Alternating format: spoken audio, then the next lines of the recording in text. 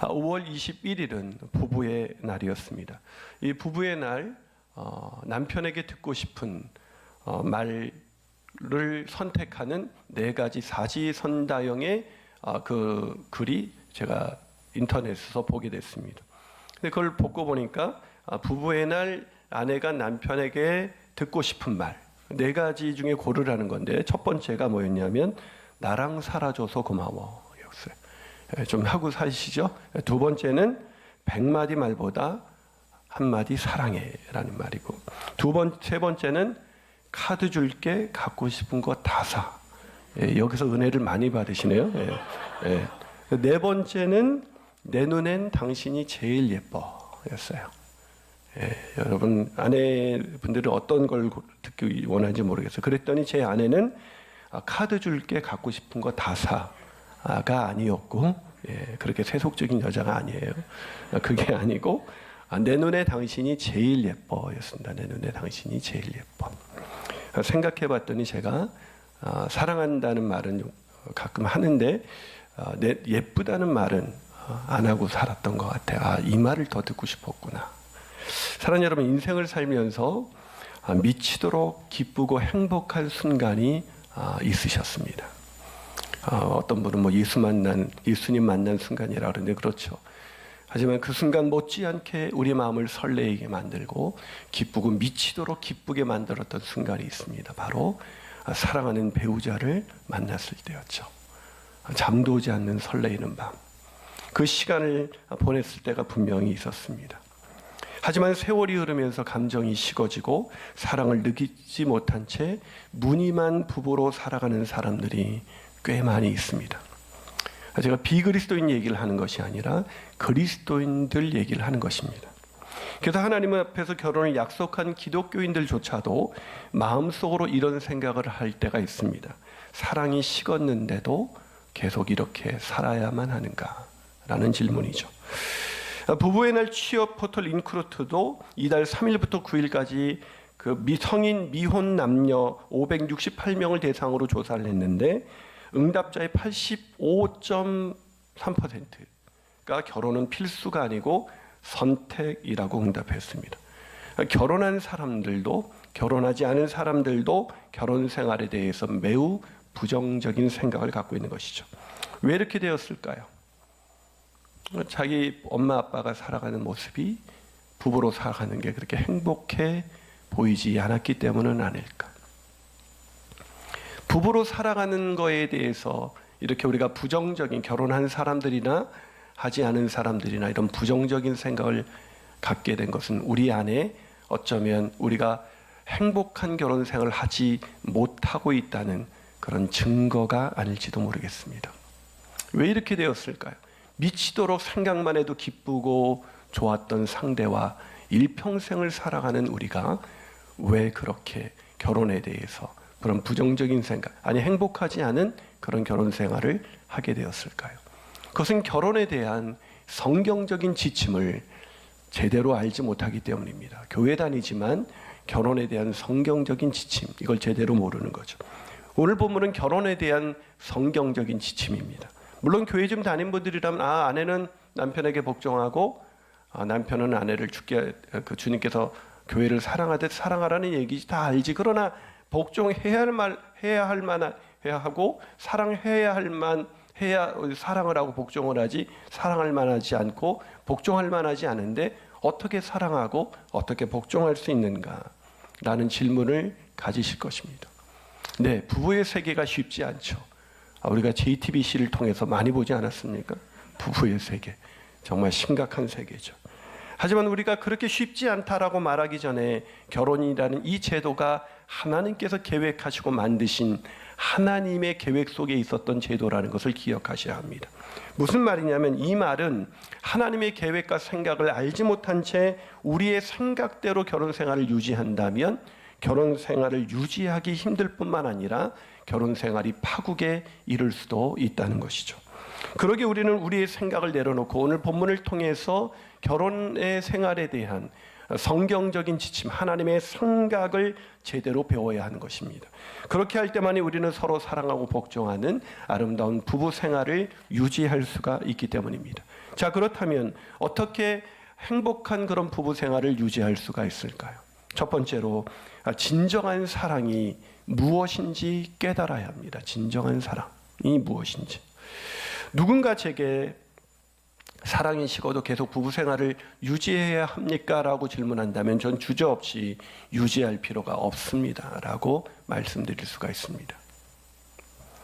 부부에게 사랑의 관계를 뺀다면 부부에게는 아무것도 남지 않아요. 부부는 사랑의 관계로 유지되기 때문에 사랑이 식었는데도 부부 생활을 유지해야 하냐고 묻는다면 저는 주저없이 그럴 필요가 없습니다 라고 말씀드릴 것입니다. 꽤 놀라셨죠? 그러나 그런 사랑, 제가 한 가지 질문이 있어요. 사랑이 식었다는 분들에게 제가 이렇게 질문하고 싶습니다. 사랑이 정말 식을 수도 있는 것인가요? 사랑이 정말 식을 수도 있는 것인가요? 여러분, 사랑에 빠진 젊은 남자에게 사랑이 무엇이냐고 묻는다면 뭐라고 대답할까요? 보고 싶어 미칠 것 같은 감정, 그 사람과 함께하지 않으면 죽을 것 같은 감정. 그럴 때 젊은이들은 사랑에 빠졌다라고 얘기합니다. 하지만 성경은 사랑을 그런 감정으로 표현한 적이 없습니다.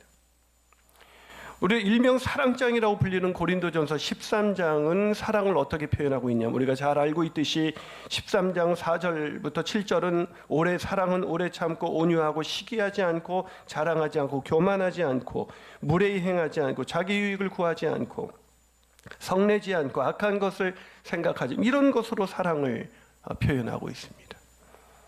성경이 표현하는 사랑은 누군가를 좋아하는 감정이라고 쓰여 있지 않습니다.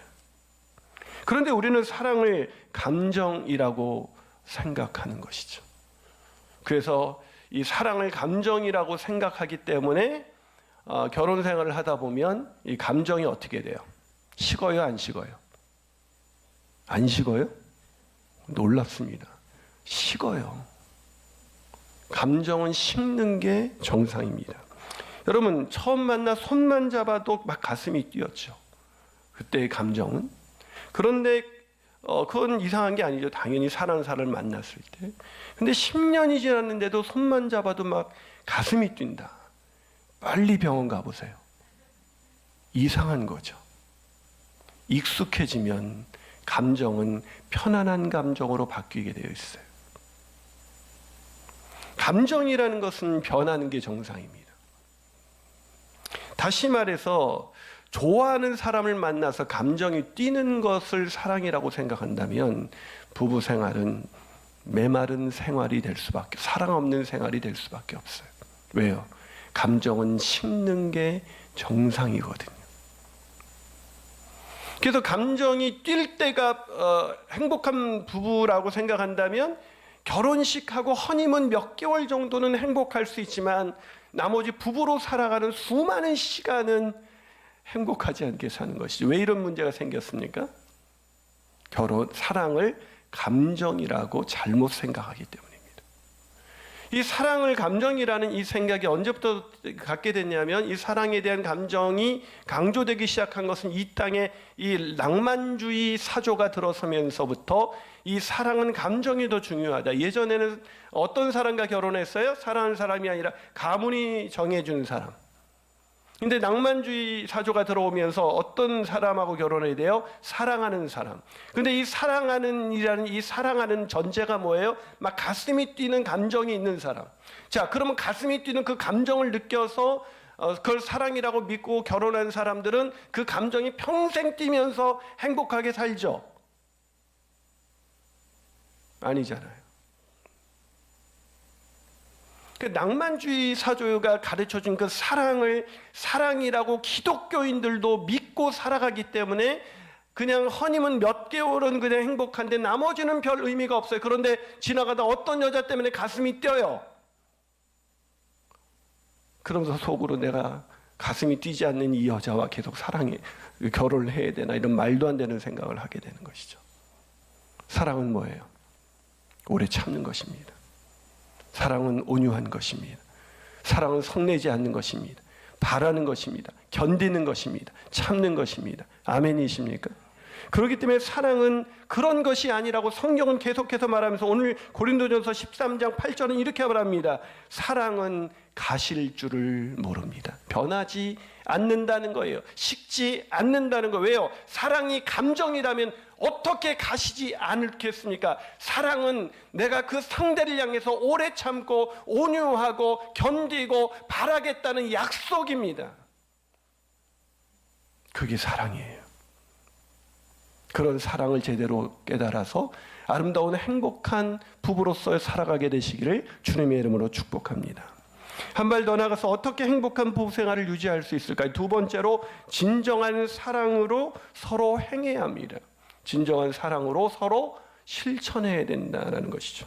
말씀드린 것처럼 진정한 사랑은 단순한 감정이 아니에요. 하지만 그걸 안다고 해서 저절로 행복한 부부 생활이 되지 않습니다. 무엇이 필요합니까? 사랑을 실천하는 것이 필요하다는 것이죠.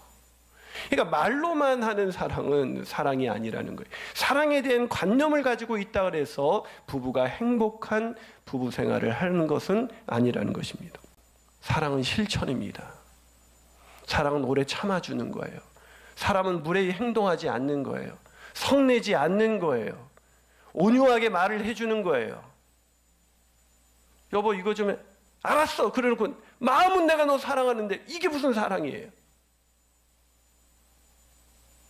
내 마음에 너를 생각하는 감정이 있다는 것을 사랑이라고 아직도 생각하니까 사랑이 실천이 안 돼. 그리고 더 문제는 뭐냐면 성내면서 사랑의 약속을 했잖아요. 사랑의 감정이라면 어떻게 약속을 할 수가 있어요? 감정을 일관되게 유지할 수 있겠다고. 사랑은 행동이기 때문에 약속할 수 있는 거예요. 그런데 내가 너를 생각하는 감정이 있다 그러면서 계속 무례하게 행동하면서 너를 사랑하는데 왜 그러냐는 거예요. 미치고 환장하는 거죠. 사랑을 안 주면서 사랑하고 있다고 착각하니까 이 사람은 변해요? 안 변해요? 안 변해요. 그렇게 살지 마십시오. 사랑은 실천입니다. 요한복음 3장 16절을 기억하십니까? 하나님이 세상을 이처럼 사랑하사 독생자를 어떻게 했다고요?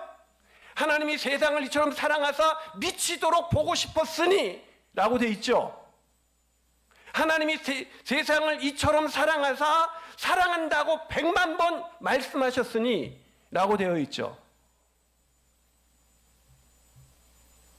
사랑하사 내어주셨다. 뭐를? 가장 사랑하는 외아들.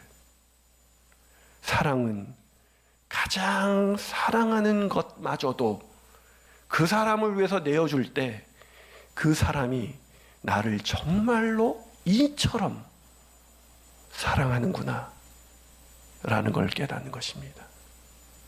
사랑을 실천하며 살아가는 저 여러분이 되시기를 주님의 이름으로 축복합니다. 제가 원고를 지금 다 줄이고 있어요. 너무 많아서. 세 번째로 어떻게 우리가 행복한 부부 생활을 유지할 수 있을까요? 진정한 사랑이신 주님 안에서 행해야 합니다. 여러분 말씀드린 것처럼 사랑은 감정이나 느낌이 아니고 배우자를 위하여 내어주는 행동, 명사가 아니라 동사라고 말씀드렸어요. 하지만 문제는 그렇게 살고 싶은데 그렇게 돼야 안 돼요. 무례히 행동하고 싶지 않은데 무례히 행동하게 돼야 안 돼요. 사랑하고 싶은데 사랑이 안 되는 게 우리의 문제라는 거예요. 왜요? 왜 사랑이 안 될까요? 지난주 제가 가르쳐 드렸잖아요. 우리 안에 뭐가 없어요? 지난주 예배 안 들으셨습니까? 우리 안에 사랑이 없어요. 그래서 감정은 느껴서 이 사람 진짜 사랑하고 싶어서 결혼했는데 사랑이 안 되는 거예요. 여러분 하나님을 알고도 하나님 지난주에 배우셨죠. 하나님 안에서 지속적으로 거하고 있지 않으면 교회에 다니는 사람인데도 아내와 남편에게 사랑을 줄 수가 있다 없다? 없어요. 하물며 믿지 않는 사람하고 결혼했는데 사랑을 나에게 줄 거라고 기대하지 마세요. 믿지 않는 사람, 더 연약한 사람과 결혼하셨다면 일평생 내가 하나님께 받은 사랑을 하나님 안에서 끊임없이 오래 참고 끊임없이 온유하고 끊임없이 성내지 아니하고 그렇게 살아갈 때 그 사람이 예수님의 사랑을 깨닫고 나를 통해서 깨닫고 돌아올 때 비로소 사랑이 가능해요. 사랑은 주님 안에 있을 때만이 가능해요. 근데 문제는 우리가 이 사실을 자꾸 잃어버려요. 내 주님 안에 있어야 되는데 내 안에 있어요. 내 생각 안에 있어요. 내가 주인 돼서 살아요. 내가 하나님이 돼서 살아요. 그러니까 너 도대체 이해가 안 가. 내가 너를 위해서 어떻게 했는데 넌 왜 나한테 그렇게 하니라는 말 외에는 부부간의 대화가 나오지 않는 거예요. 그 대화는 답이 없는 대화죠. 사랑이 없으니까 해결이 안 되죠. 상처만 있습니다. 상처가 깊어지면 어느 날 파국에 이를 수도 있는 거예요. 사랑하는 여러분, 아까 화련 집사 동탄 채플에서 화련 집사 부부가 왜 바뀌었습니까? 상황이 바뀐 것 같아요? 상황 바뀐 거 별로 없어요.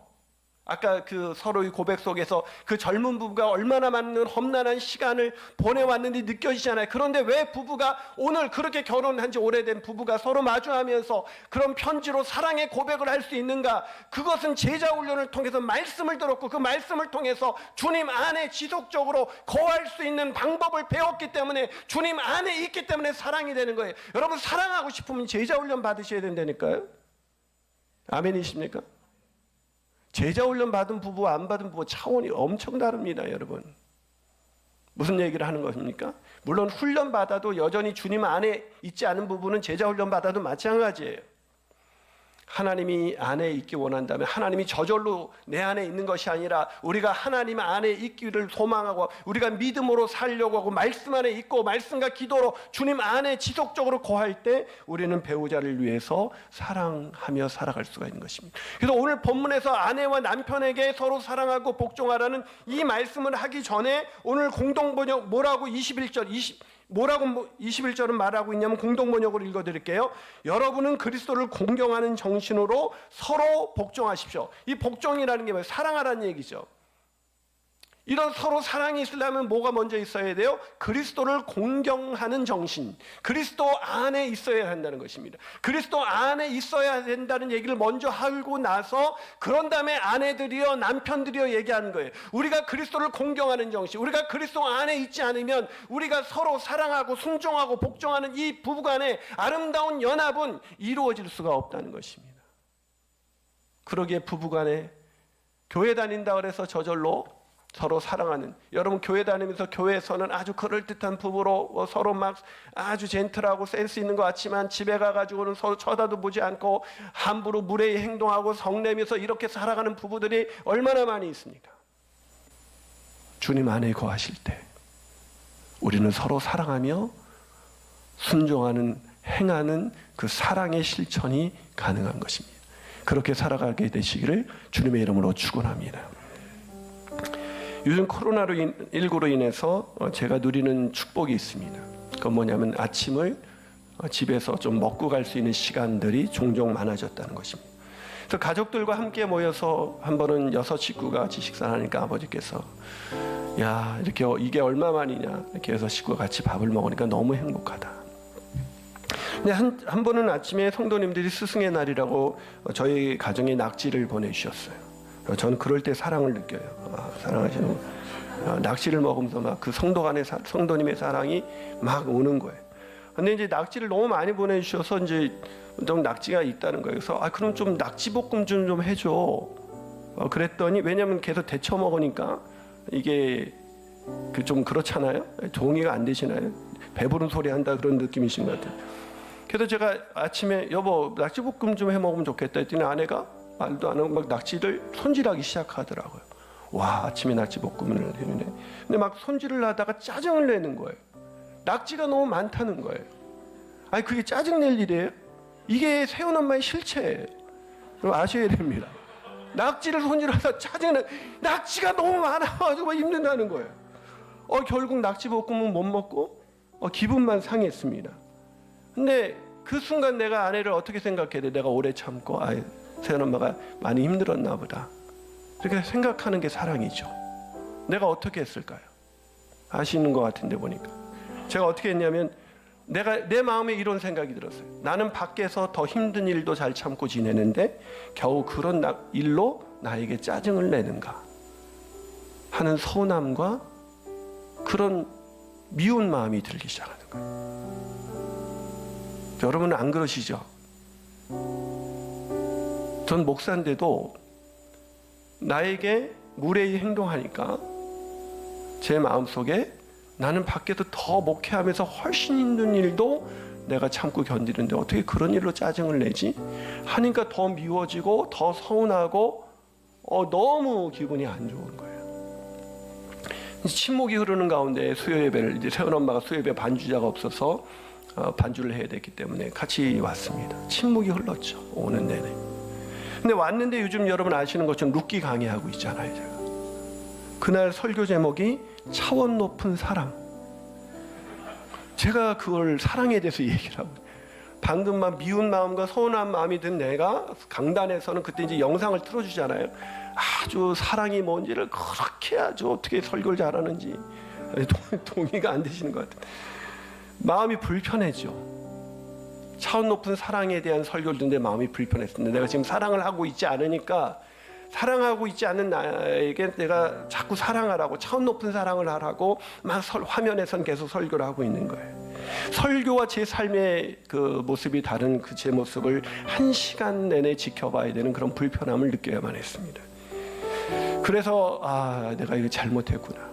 집에 들어가면 세훈 엄마한테 미안하다고 얘기를 해야겠다. 이렇게 결심했습니다. 예배를 끝나고. 그런데 세훈 엄마가 먼저 문자가 왔어요. 여보 미안해요. 안 그래도 여러 가지 신경 쓸 일이 많으신데 저까지 근심거리가 된 것 같아 너무 죄송하고 한없이 작아지네요. 게으르고 완악한 저희 죄를 회개하며 나를 참아준 당신에게도 고맙고 미안합니다. 부디 부족한 저를 용서해 주세요. 이 말을 들으니까 이게 뭐 그렇게까지 미안하다고 할 일이 아닌데 이렇게까지 미안하다고 먼저 문자를 보내준 아내 앞에서 얼마나 창피하고 얼마나 부끄럽고 얼마나 또 고맙고 감사한지. 그래서 제가 바로 답장을 보냈습니다. 가정의 달, 무엇보다도 행복한 가정을 주신 하나님께 감사하고 당신과 같이 현숙한 여인과 함께 살면서 오히려 내가 속이 좁아 넉넉히 받아주지 못해 미안해요. 오늘 말씀을 들으면서 더 회개가 되고 더 당신을 사랑해야겠다는 생각을 했는데 그래도 마음 한구석에는 작은 일에 짜증을 낸 당신에 대한 서운함이 가시지 않았나 봐요. 요즘 코로나19로 인해 가족과 함께 있는 시간이 생겨 감사한데 아침 준비를 하면서 짜증을 내고 내 말에 답이 없을 때 나의 죄가 또다시 올라와 나는 밖에서 정말 고생 많이 하는데 너무 한다는 그런 잘못된 생각이 들어 필요 이상으로 마음이 상했어요. 그런데 그런 한없는 작은 나에게 언제나 손을 먼저 내밀어 주어 고맙고 감사합니다. 내일 대전도 내려가야 돼서 오늘은 마음을 꼭 풀고 싶었는데 기쁜 마음으로 집으로 돌아갈 수 있기에 당신이 먼저 사랑해주고 손을 내밀어줘서 고마워요. 주 안에서 소중한 당신, 부족함이 많은 저를 존중해 주어 늘 고맙고 감사합니다. 사랑합니다. 사랑하는 여러분, 부부가 되었다는 것만으로 우리가 저절로 사랑하며 살 수 있는 것은 아닌 것입니다. 사랑의 약속.